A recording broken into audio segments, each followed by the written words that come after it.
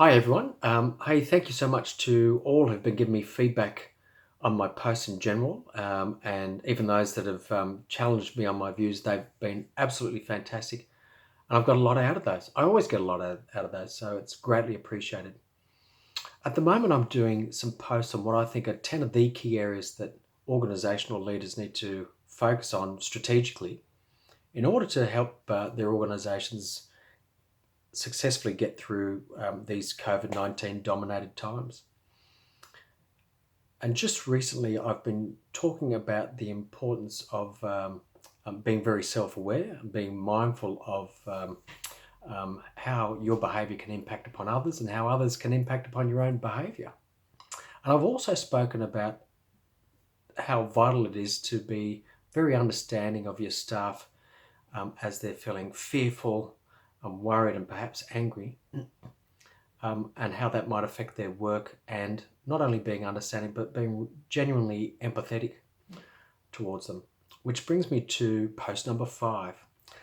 Post number 5 is purely about communication, and I can't emphasize enough how important it is to be communicating at this point in time. And that might mean for you to step outside your comfort zone, literally and physically, and get out there and talk to your staff, whether that be in all staff meetings or just in your business unit, about what you and the company is doing to what's it doing to manage this particular situation.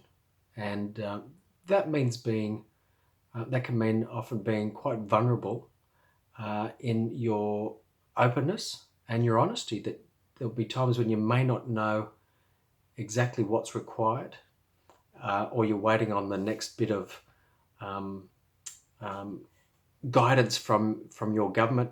But nevertheless, that information is still or that honesty is truly appreciated by staff. They will be only too aware that at the moment this situation is quite complex and it's quite unpredictable as to how it's going to roll out. So to deal with that situation, it's only too vital, as I was saying, to make sure that you get out there as frequently as possible to give your staff updates and listen to them. You might recall in one of my previous posts how I talked about the importance of listening deeply. I can't emphasize that enough. Communicate, and listen deeply.